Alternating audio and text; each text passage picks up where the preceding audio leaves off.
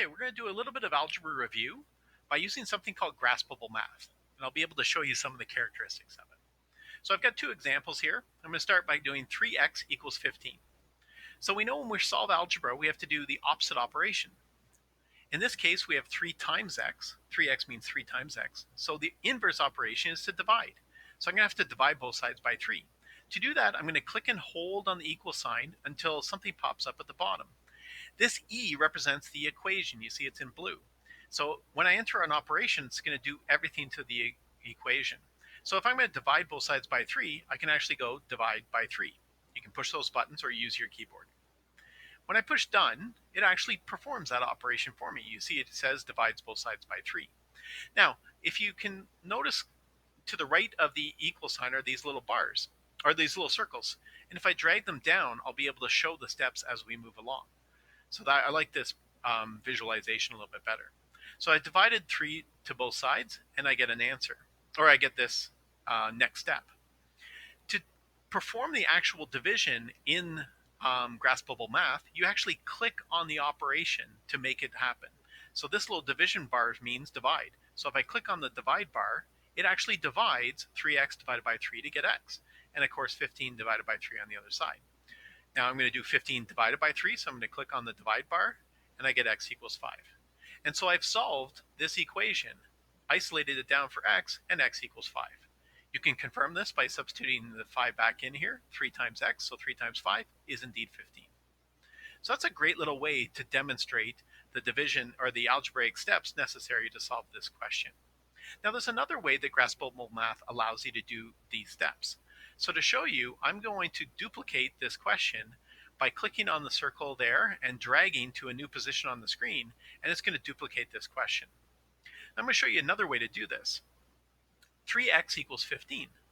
Well, you know you have to divide both sides by 3, which is like taking this 3 and moving it to the other side of the equal sign and performing the opposite operation. Well, I can actually take this 3 then and drag it and move it over here. So if I do that, I get 15 divided by 3. And you see I've actually skipped this step and gone straight to here. 15 divided by 3, click on the divide bar, and I get x equals 5. As you get more comfortable with algebra, you're more likely to probably skip this step and recognize that dividing both sides by 3 automatically gets you this x, and you do the divide on this side. Okay, so this Graspable math allows you to do that as well. Let's look at another example. 2x minus 8 equals 14. So for starters, I said if you click on one of the operations, it should do that operation for you, just like it did the divide here for me. Let's try it here. It's shaking. It won't let me do it. Well, I wonder why. Well, that's because 2x and minus 8 are not like terms.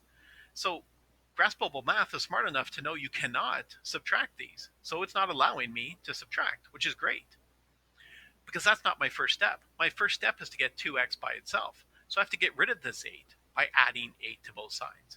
So again, I'm going to click and hold the equal sign until it pops up, and I'm going to go plus 8 to show the adding 8 to both sides. Now you'll see here that Graspable math adds the 8 to both sides after each part of the equation, which is fine. I'll just show it underneath. If you remember when I did this in class, I did the plus 8 underneath and the plus 8 underneath to show the steps there. Both are equally acceptable, and this is how Graspable math does it. All right, now I'll be able to actually do this addition. I couldn't do the subtraction, but I can add this, and of course, negative 8 plus 8 gets me just 0. And so I have 2x equals 14 plus 8. I'm going to now do this side and add to get 22. And now I have 2x equals 22. And now I'm going to divide both sides by 2. So again, click and hold the equal sign till I get the E, and then I'm going to say divide by 2. It'll divide both sides by 2 for me. I can perform the operation. 2x divided by 2 is just x, and 22 divided by 2 is 11. And I can get my final answer as x equals 11. Taking my x and substituting it back in, I can see that 2 times 11 is 22, minus 8 is indeed 14. Now, I'm going to show you another way to do this same question. So again, I'm going to duplicate this question over here by clicking and dragging and duplicating it over here. And I'm going to do the dragging method. So we know that the first step was to add 8 to both sides. Well, that's an awful lot like taking 8 from here and moving it over here. So if I take the 8 and actually drag it over here, it does the inverse operation and adds. And you see that I get right down to this line of my other step.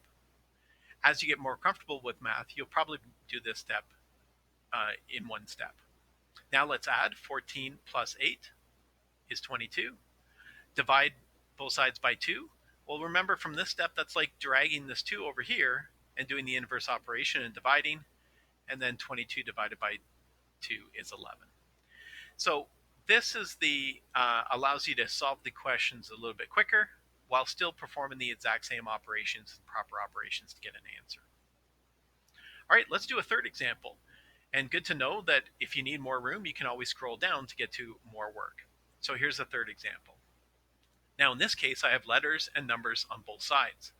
So I need to use the strategy of putting the letters on one side and the numbers on the other side in order to isolate for x. So to do that, I'm going to first get rid of that 4. So I could add 4 to both sides, or I could drag it. And I think I'll just drag it over here. Again, I'm going to reveal that step so I can see all these steps.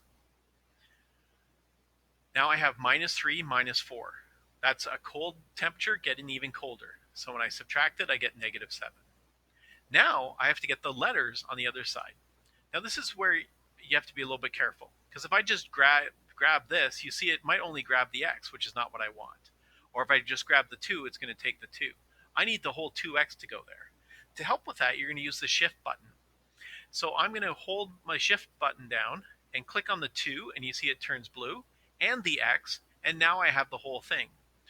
So I've released the shift button now, and I have 2x, and I'm going to take it and drag it to the other side. And you see that it does the inverse operation. Because it's a plus 2x, I have to do minus 2x. Now I can actually collect like terms. These are like terms, so if I click on the subtract, it will collect it, and 3x minus 2x is actually 1x. Now it didn't write down the 1, but it's actually there. If I move these circles, you'll see that step right there. But I'm fine with it just going straight to x equals -7. And I can take this and check that it indeed does work. So there's a quick little demo on using algebra in Graspable Math. There are a couple examples to the left of the screen, and I'd like you to try either of these methods to solve. Good luck!